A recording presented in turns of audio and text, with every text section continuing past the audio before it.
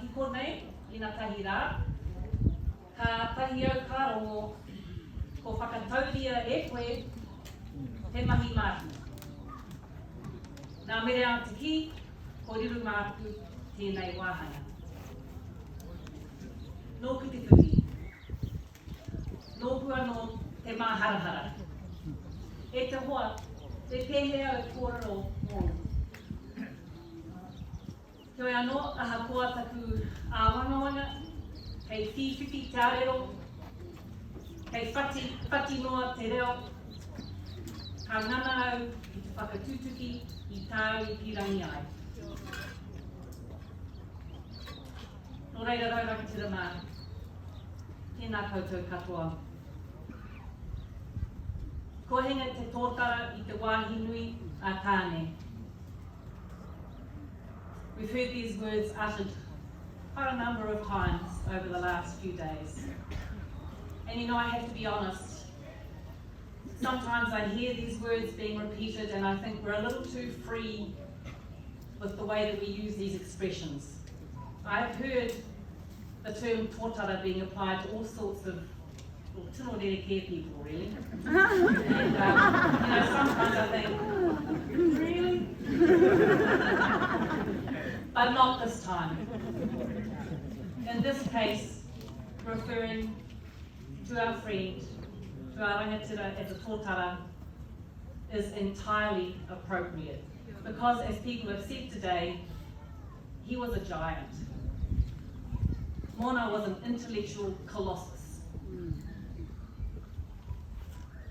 But you know the really amazing thing about him, that Moana's genius lay not on the fact that he was just a genius, but it lay in the fact that somehow he managed to take what was in that extraordinary mind and he managed to translate it into words, into stories, into concepts, into images, so that the rest of us could understand, so that the rest of us could keep up with him.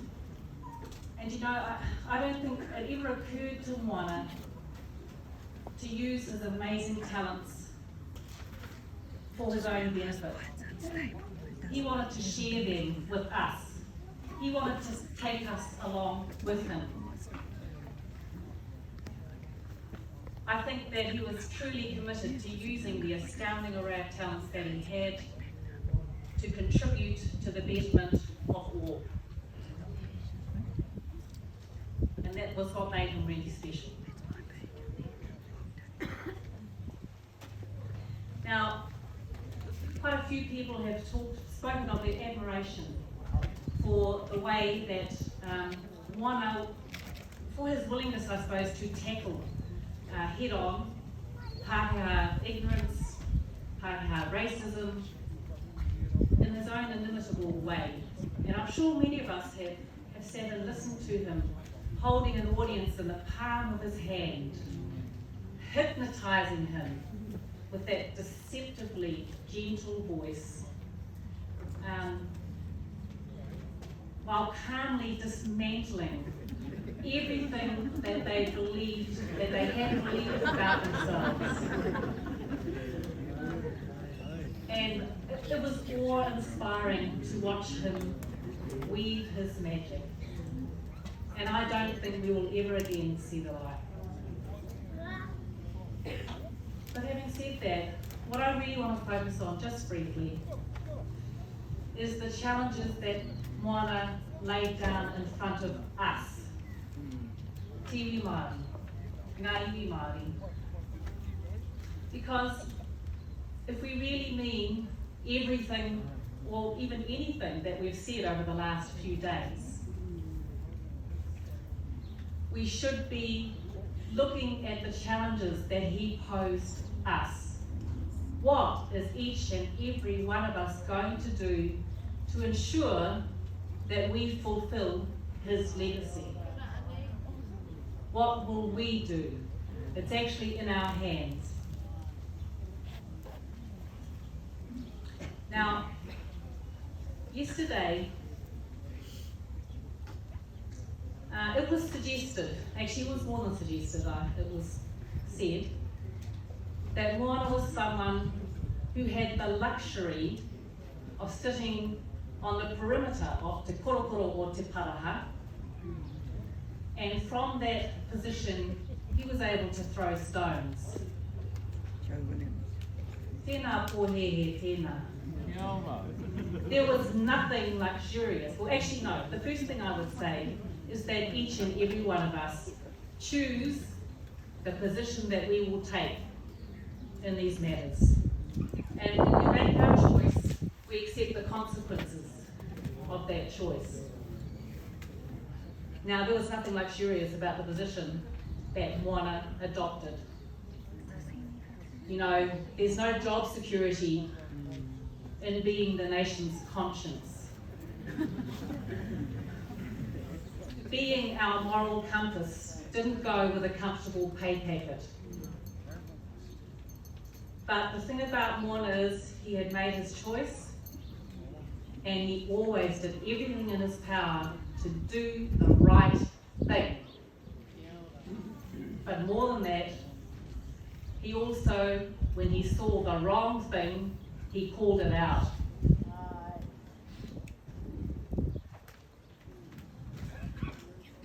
And now I'm losing my train of thought.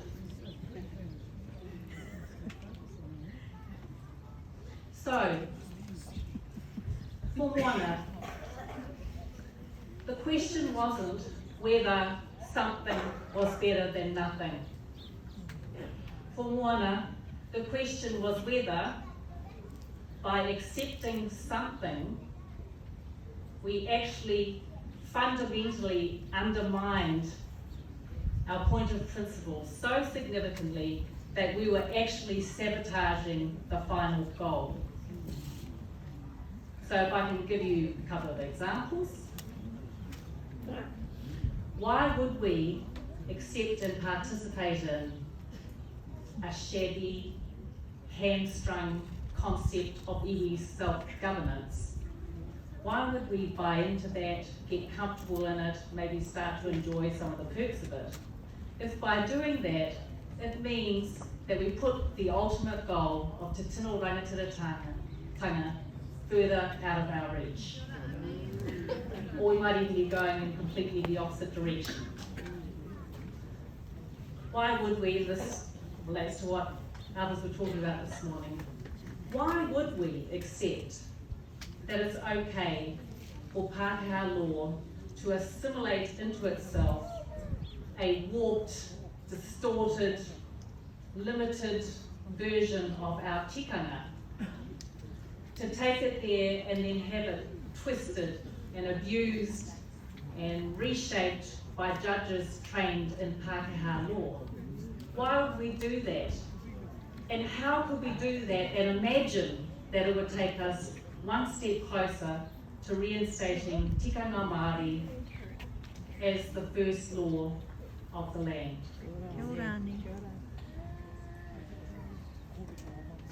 So, the thing about Moana is, he always asked, these are the difficult questions that he always asked. And he kept asking them, even when he knew that sometimes we really wished that he wouldn't.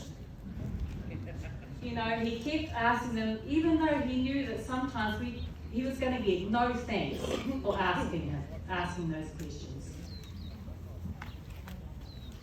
And I think this might be Moana's greatest legacy to all of us.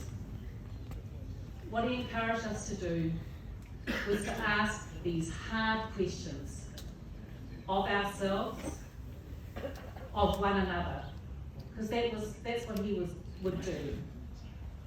But he would ask those questions without judgment. He would ask those questions without removing all hope. So he had this amazing ability to dismantle completely our mixed up thinking. But even as he was doing that, he was building us up and making us want to do better. He would make us realize that we could do better. We had the potential to do better. And in modelling that, he modelled for us the way that we can be hard on ourselves but gentle as well.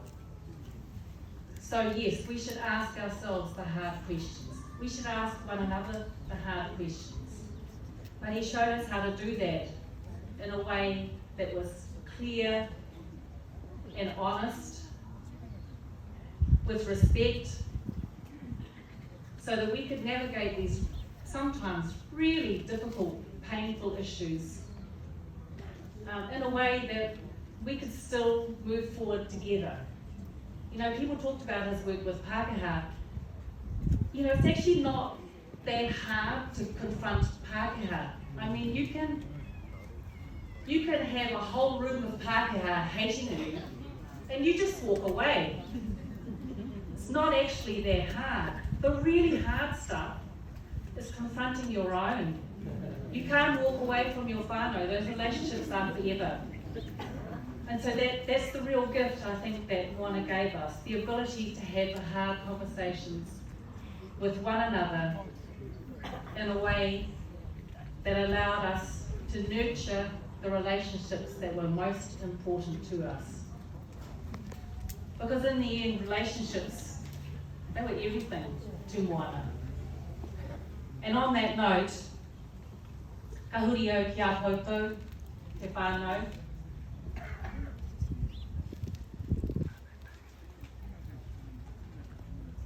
You know, no matter what his achievements, his massive accolades, no matter how many accolades, and there have been many, no matter what his achievements, he was always very, very clear that his one greatest achievement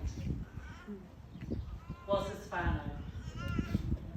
His one greatest achievement, Hātea, Diane, Tira, Matariki, Te Uru Kaipō, Hineaka, me ngā mohokuna katoa. You were his greatest achievements. He never let any of us forget that. And I have a favourite, well, actually I have thousands of favourite Moana quotes, but one of my favourite Moana quotes is that whakapapa is a series of never-ending beginnings. And that is why every time a new mokopuna was born, he would rejoice, he would celebrate. He was so, so proud of you. So thank you, Moana's whānau, all of you. Thank you for sharing your beloved papa, your beloved koro, with us all throughout the many years. And a special thank you for sharing him with us these past few days. There must have been times when you wished that we would all just melt away so that you can spend these last few precious moments with him. We are forever in your debt. His love for you was boundless. My heart goes out to you.